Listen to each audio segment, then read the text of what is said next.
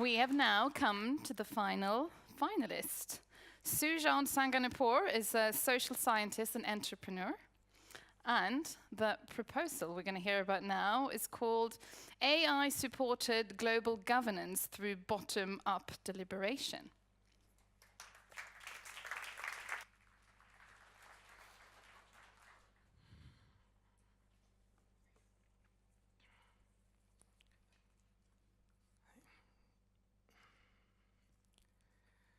Today, we have man-made problems that threaten our future survival.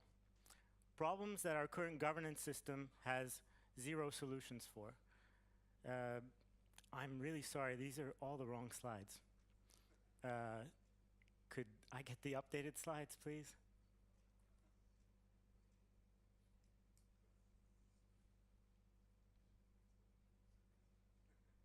But regardless.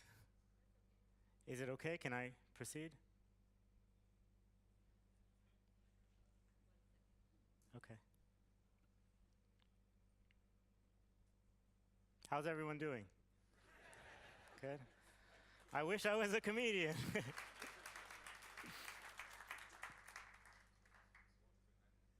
Well, I'm okay, thanks.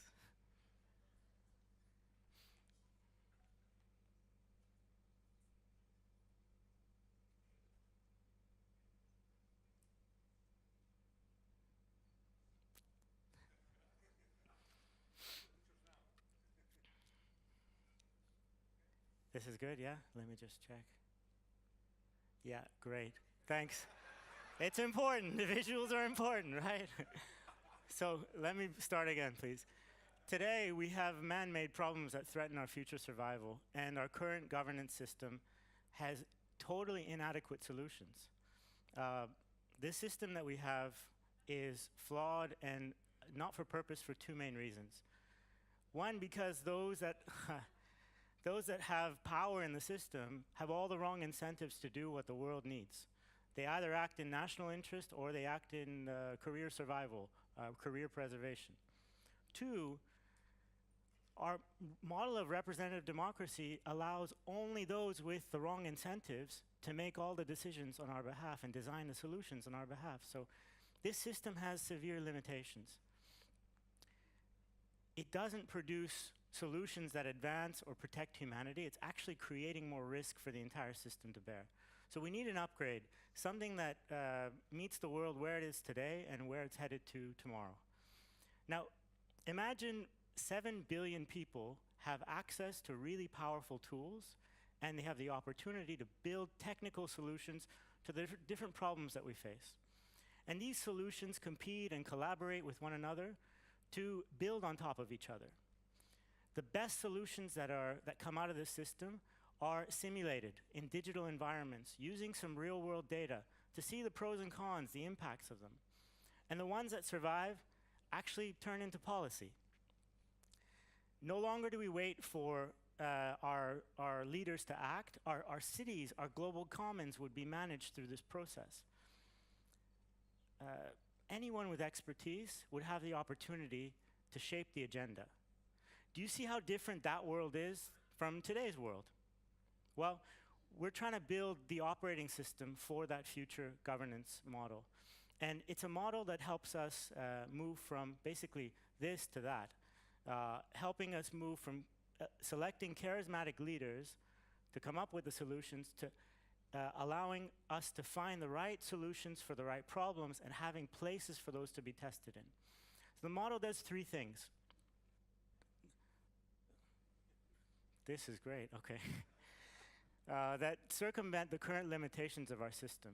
One, it allows for a lot of constructive competition in the design of solutions. So we have more things to select from. Two, it democratizes tools, powerful tools, so people can test, deliberate, find consensus, and see potential impacts before they're implemented. And three, there would be actual jurisdictions where these ideas could go to be tested, to be implemented. Now, the technological backbone of this model is a blockchain-based platform that allows for functions of liquid democracy along with artificial intelligence. The blockchain helps us ensure that the identities of people is real, that the decisions made cannot be changed, everything is auditable, and that allows for proxy conditional vote sharing. You can give your votes to people, retrieve them if they don't act in the way that you want. The AI, importantly, allows us to build better solutions. So it helps people articulate their ideas better, suggesting language, suggesting potential evidence, identifying bias in their language. It also, once we have good quality ideas, it would let us see the trade-offs between two ideas, what the potential impact of one versus the other would be.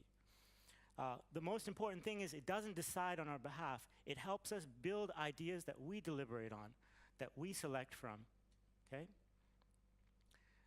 The way we plan to implement this is both bottom-up and top-down, but first bottom-up, looking for environments that are already doing collective decision-making and distributed decision-making to see if this model would improve those processes and test a lot of the assumptions that we have in the technology.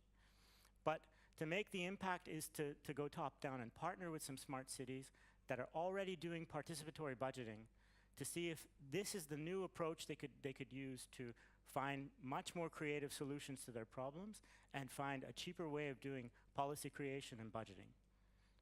Now, how does this make a difference? Why will this matter? Now, imagine like the focal point of this is for the operating system of the future cities that we live in.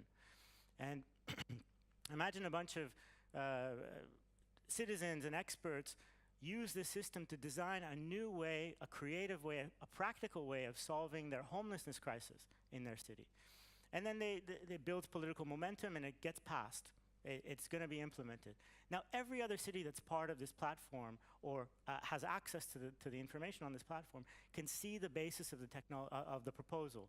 They can see how that proposal was created, what are the implementation plans, what was the potential impacts, and they can use that as a basis to build their own, to adapt to their own city. Now, forget the city for a second. Think about cities that are trying to adapt themselves to climate risks or other things that are a bit more existential and important. They could use the same process and it could scale. The purpose is we don't expect action at the global level, so we need to create something that circumvents this. And if this can create a chance for having institutional change at the city level, and if more and more cities adopt this, then the solutions we want to see in the world will come to fruition. So just want to end on this because I'm a little bit over. The amount of institutional failure we see, the amount of uncertainty we see in the world, the technologies we have access to makes a system like this not just inevitable, but necessary. People want to have a voice, they're demanding to have a voice, but that voice is a lot of noise at the moment. This is a system that can make that noise a constructive input into policymaking and budgeting. This may help us move past, maybe walk off a cliff. But look, this is the future of governance. It allows us to bring a lot of technologies together, democratize access to them, and build solutions that don't exist today. We're here to build that future. Thank you very much.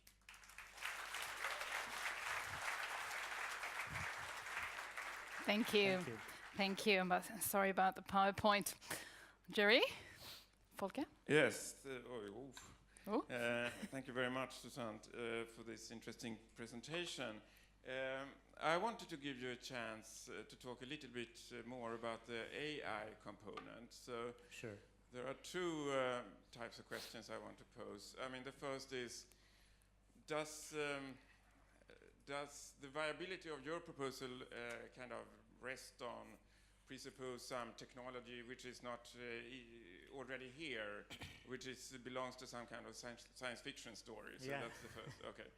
And the second question, I mean, it's reassuring when you say that it will not make decisions for us, but obviously the way data is presented by an AI or options are presented and so on might influence us very significantly. And you can imagine ways of manipulating the programming, I don't know. Do you see any risks with that? And could there be safeguards? And yeah, please. Okay, so on the first question about, this is an approach question, and I had a chance to talk with our CTO, who's more sort of versed in this. our approach is we use AI in a very narrow and functional setting, in a strictly supervised learning approach, where we would provide it a lot of data of good and bad examples of good quality writing, bad quality writing, evidence of bias, evidence of less bias. This would allow it to make objective suggestions on what it suggests to people that are using it to build a proposal.